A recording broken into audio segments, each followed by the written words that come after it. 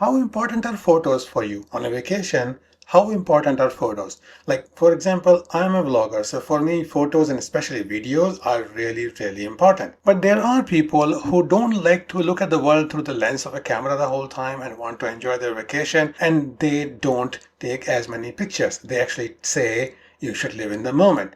On the other end of the spectrum are people who take like 10,000 selfies in a day or a lot of pictures. For me, I take more landscape pictures or pictures of the sites that I'm seeing. But there are people who like to take pictures with the sites, and they take a lot of pictures just so that they can post one out of those 150 pictures on Instagram. Which one are you? Or are you somewhere in the middle? So please comment down below and let me know how important are pictures for you. If you say photos 1, that means you want to live in the moment and don't care so much about taking pictures. But if you go for 10, then I'll think that you are the kind of person who takes about 200 photos so that they can post one photo on Instagram with every site that they see or every landscape that they visit. Which one are you? I'm very curious to know, so please comment and let me know.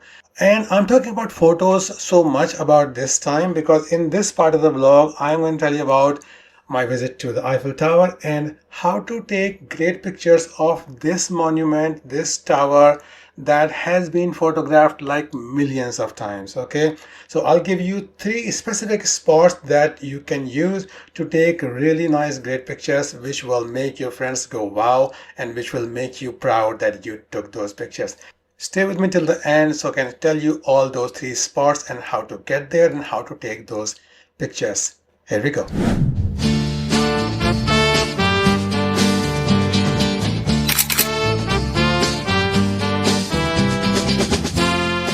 Hello again, this is Sunny and you're watching Sunny Escapades. This is one of the important parts of the vlog because this is the day when I actually went to the Eiffel Tower.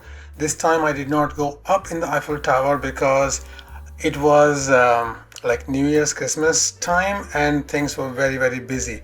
This is one of the main things that you should remember. If you do not book the Eiffel Tower tickets in advance, you will have really long wait in the queues. Those queues start very early in the morning and they go through the whole day. So you should book that at least a few weeks in advance. If you are going at a very slack time, then might be with 2 weeks. But if you're going at time like in the summer, it's always peak season, and in the winter when it's Christmas time or New Year's time, you should book at least maybe a couple of months in advance, otherwise you would not get tickets. And when it comes to tickets, there are couple of different types of tickets. So let me explain to you how the Eiffel Tower is, how it functions basically. So the tower has 3 main floors: first floor, second floor, and then there's the summit, which is the top one. And there is an elevator that goes from the ground floor, from the ground to the first and second floor, and that goes actually diagonally because this is situated in the legs. Okay, so that is, I've not seen that kind of elevator anywhere else. And I do say elevator, even though most of my English is British, I say American words so often. So a lift or elevator, whatever. So that you need to buy a ticket for that to go to the second floor, or you need to buy a ticket to go to the summit, which will include both. You basically get into the elevator on the ground, get to the second floor, get out, and change to another elevator which goes to the summit. And when you are getting out on the second floor, then you have a chance to walk around, look from the balconies in all directions and take pictures from there if you want. And then whenever you're ready, you can go to the summit elevator and that will take you all the way. If you are like me and you are afraid of roller coasters, and for me that includes really fast moving or fast dropping lifts as well, and I know some people also kind of don't like that. So we all have our issues. So this one, I can assure you that this elevator that goes to the summit, it doesn't move that fast. It has glass windows, which is also a problem for some people. For me, it's a problem only when it's a very fast elevator. This one isn't. So you can look out the glass, you can look through the glass, but it's not completely glass, like very big glass windows, but it's not like completely made of like a glass capsule kind of construction. So it's not that scary, and also it's always going to be crowded. So you can stay in the middle of the crowd if you don't want to look out the window, it scares you. So, or makes you nervous, whatever. I'm not judging, I'm just giving you advice from based on my experience. So yeah, you can take that, and this elevator moves at a normal pace. It goes fast, it goes a long way, but it doesn't go very fast, it goes at a normal pace, which is quite all right. And it gives you a chance, if you are into photos and videos, you can take a lovely shot of looking through one of the glass windows as the elevator moves up. So you need to buy the tickets for these, and the summit tickets get sold out much faster, so you have to book them in much more in advance. You can go there and queue up as well if you are, like you want to live on the edge, then fine. But if you want to plan ahead, then do that. Okay, so the tickets you will see on the official site, I'll give you a link of the site. They do say second floor or the summit, not first floor. First floor it stops there, but there's a restaurant, some shops there. You can come down by stairs, not many stairs. But also you have the option to come back down or even go up to the second floor from the stairs. They are metal stairs. They're like, I think 300 something stairs. They're quite a lot. So I would not advise going up unless you are in a very fit state of physique and you will like doing that kind of thing. But coming down from them could be okay if you want to take more pictures from different POVs. It works out all right. There's nothing very iconic from those stairs, so you're not missing very much if you don't want to take that, but just a different experience if you want. So yeah, so this is how you get the tickets. You buy the tickets for the summit if you want to go to the top, and you should. It's a really it's a nice experience, and it's a good view from there of Paris. One side is Champ de Mars, the park, the gardens on one side, and then you can see the Seine River. You can see lots of bridges, the Paris bridges on the river from the top. It's a really nice view. And also across the road is the Place de Trocadero, which we'll talk about in a second more. You can take good pictures of that from here as well. And one picture you can take is like the shadow of the Eiffel Tower. That's also pretty cool. So these are some like creative ideas for you to take photos. But this is not one of the three. This is not one of the three. Okay. So Eiffel Tower fascinates me because when I went there the first time in 2018, I did a lot of research on that, watched a lot of videos, and read a lot of stuff on that. And there are quite a few fascinating things about it. One thing is that Gustave Eiffel, who built this, who designed this, he was a visionary. He was a very bold person. So there was no insurance company that was willing to insure this tower when he was building it. It's a huge construction contract, so it was very expensive, and there was nobody willing to insure it. So 80% of the insurance he carried himself. He took the whole, like 80% of the risk, he was taking it, and he believed in it that much. And look at this now. Yeah, he was right. And this was like a temporary construction for the World Fair. It was like the turn of the century, the 20th century. But yeah, it just became so popular that they didn't want to tear it down. In the World War, there was a chance that it could be torn down, it could be blown up by Hitler, but even the German Nazis did not want to blow this up. It was just like Paris was too pretty to be destroyed, basically. And in the Second World War, when Hitler occupied Paris, they cut the cables. The French people, they cut the cables to the elevators so that if the Nazis wanted to go up, they would have to climb the stairs. There are stairs all the way to the top. And this is a story that Hitler never went up in the Eiffel Tower because of that. And this tower, and can you imagine, there's like 4 sides of it, and those 4 pillars are there. They are based on this foundation, and all 4 had to be exactly equal. If you have tried constructing anything, even a house of cards, you will know how difficult it is to build something like that. So Gustave Eiffel built some mechanism in there for some adjustments and made it work basically perfectly. But the tower actually sways. It's a huge construction. It sways in very strong winds, sometimes up to a few inches. Nothing to worry about. It's still strong, still solid. but it has that kind of a give in there so that it can stand. This is the lesson. Be flexible. If you want to stand the test of time, be flexible. So that's one of the things. It was very temporary, and there are people. It was when it was being constructed, not a lot of people liked it. Some people liked it, and some people were like, "Oh, this is an eyesore. This is really ugly. It's a blot on the Paris skyline." People didn't like it, and there was one writer. His name was Guy Maupassant. He actually hated it so much he didn't want to see it. So he used to go and sit under the tower every day. He used to eat every lunch he used to eat in the restaurant in the Eiffel Tower, because he said, this is the only place from where I don't have to see it. So right now you can see it from most places in the Paris, and I quite liked it. When I went there, I saw it from like your taxis crossing the river, and then you suddenly see on the right, oh yeah, there's Eiffel Tower. So I think it's a good symbol. It's a good symbol of hope and resilience and vision. Gustav Eiffel's vision. So okay, so this is just the background of the Eiffel Tower, and Eiffel did make a secret apartment for himself where he had some very prestigious guests as well. I made some shorts around that. Yeah, lots of shorts. I've made a whole Paris Untold series of shorts, which I'm going to upload today. I'll do that today. So you can get a lot of hidden gems kind of information about Paris. So talking about the pictures, let's talk about the pictures now. So how to take the pictures. The first photo spot for this is across the road from the Eiffel Tower, which is called Place du Trocadero.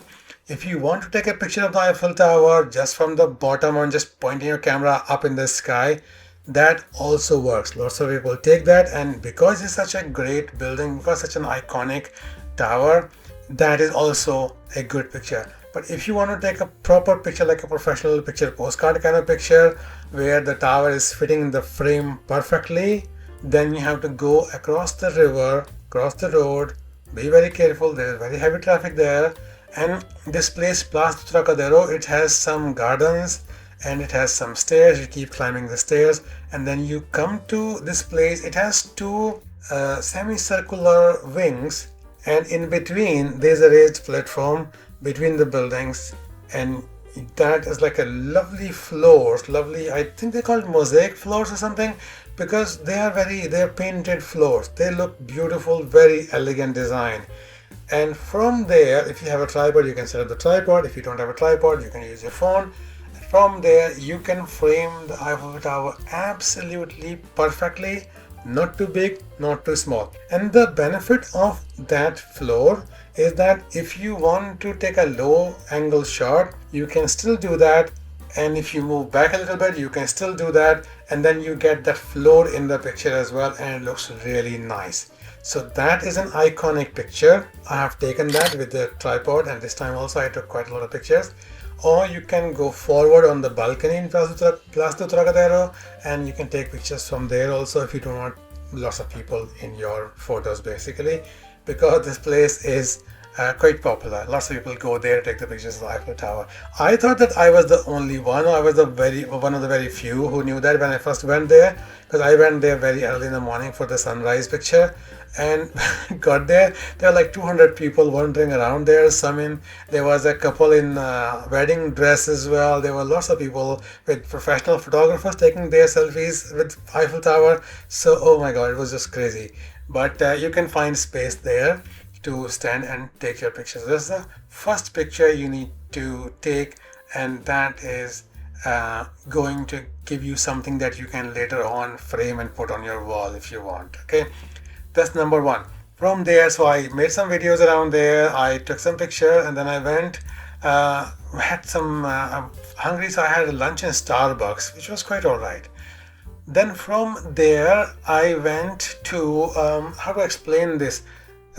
When you come out of Place du Trocadero facing the Eiffel Tower, you go right, okay, and leaving the Eiffel Tower on your left. So just keep walking along the side. You can take more pictures, look back, and you can take more pictures of the Eiffel Tower from there. But ultimately you will come to a bridge.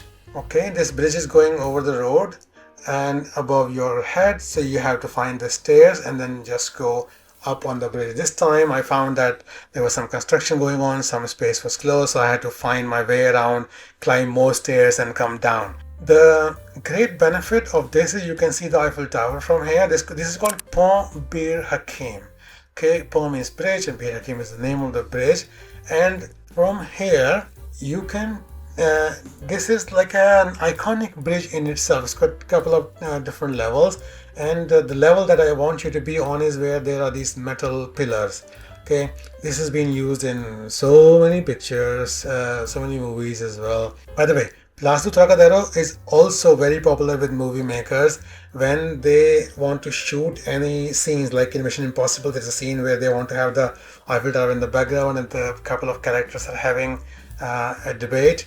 Then that's the place they go to, because that place they have a nice floor where they can place the cameras and everything, and then the framing for the tower is absolutely perfect from there. Okay, so it's a professional people's favorite place. Now coming back to Pont Bir Hakim. Pont Bir Hakim, this has also been used in movies because of those pillars, and between the pillars, you know, you can have you can walk between the pillars, you can have lots of really nice selfies with the pillars, because the symmetry is really great for the photos. And then when you want to take the photo of the Eiffel Tower, then you have to cross the road. Be careful, there's traffic on there, and standing near the steps that going down, we don't want to go down just yet, wait, stay with me, face towards the Eiffel Tower, and you can take some really nice shots of the Eiffel Tower framed under those arches between the pillars, and there are some really nice lamps as well. So whether you go in the day or in the evening, you can frame the Eiffel Tower very nicely. So if you study photography, you will know that any kind of frames, any kind of something that is in the foreground, it's really good, artistic, creative for taking pictures of things.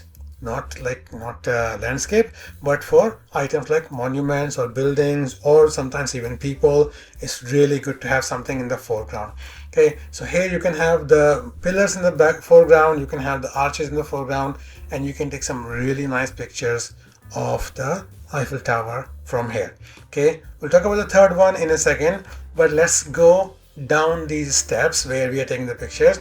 When you go down the steps, you will be on a little island. Okay, in the Seine River in Paris, there are a couple of islands. Even the Notre Dame is on an island. Il de Cité, and there's an island called a small island, something like that. But this island is special because it's a man-made island, and this is called Île aux Cygnes, the Islands of the Swans. Okay, the Swan Island is very small, like it's about half a mile in the whole length, and you will be in the middle of it at this point, and it's about 500 meters in the width. Okay, so when you're walking on the path in the middle, you can see the river from both sides. Okay, so you have to keep walking, and you will walk under one bridge. Okay, there are two more bridges that cross over this little island, and go up to the very end of it, very end of it, and then turn around and face towards the Eiffel Tower, and you will see in front of you the Statue of Liberty. Yes, I've not gone crazy, I'm not mixing my vlogs up. You have a Statue of Liberty. So you know that there's a big Statue of Liberty in New York on the Staten Island, and that was a gift from France to America. But French people also have a smaller copy of the same thing. It was designed by the same guy who designed the Eiffel Tower, and it uses the same kind of technology inside as well, and it's exactly the same. So if you want to take a picture with the Statue of Liberty and the Eiffel Tower in the background, you can. This is just a bonus one. This is not my third one. That is still coming. Okay, so you can take the pictures from here for the Statue of Liberty. There's a little outdoor gym there as well, but I'm just telling you. And then from there, once you've taken all the photos, you can go up some steps and onto that bridge, and then you can, I forgot what the name of the next bridge is, but that's not the important one. If you want, this again bonus one, this part is all about photos. Okay, so If you want, you can keep walking in that direction away from the Eiffel Tower, and then you will come to a bridge called Pont Mirabeau. From Pont Mirabeau, you can take the picture of the Eiffel Tower and the Statue of Liberty in the same frame. Okay, when I first went there, it was my mission. I had gone with this in mind that I am gonna take this picture with the Eiffel Tower and the Statue of Liberty in one frame, because that would be just crazy to have both things in one frame. And I had planned so much. I had looked on Google Earth, Google Maps, and I had done like all my planning, so I knew exactly where I had to be. And I walked about maybe almost an hour from the Eiffel Tower to get to that Pont Mirabeau to take that photo. But I did take that photo, and I'm very proud of that. If you can't hear that in my voice, I'm telling you, I'm very proud of that picture. Okay, so the last one, I did not do that on this particular day, but I've done that before, and I will tell you about that spot and show you the pictures. That place is Arc de Triomphe. Arc de Triomphe is about probably more than an hour's walk, so you'll have to take the metro or something to get to Arc de Triomphe. But there is a walk from the Louvre Museum through the Jardin des Tuileries to Arc de Triomphe through the Champs-Élysées. I will describe that walk at some other time. It's a topic in itself.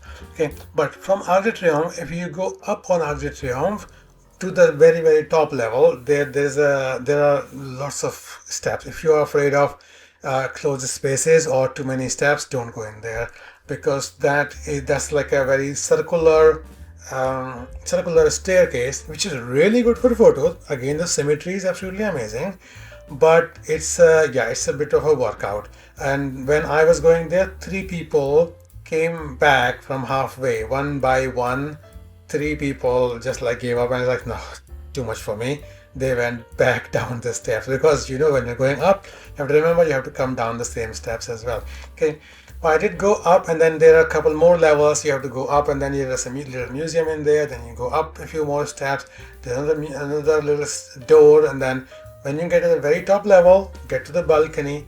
From there, you can see all 12 roads, because it's called the Étoile, the star, because there are 12 roads around the Arc de Triomphe. It looks like a star. And there is also, from one balcony, you can see the Eiffel Tower, and you can also see Paris. So that is absolutely fantastic for a panoramic shot, where you have the Eiffel Tower also in the middle of the shot, and you have lots of those great buildings of Paris within the frame.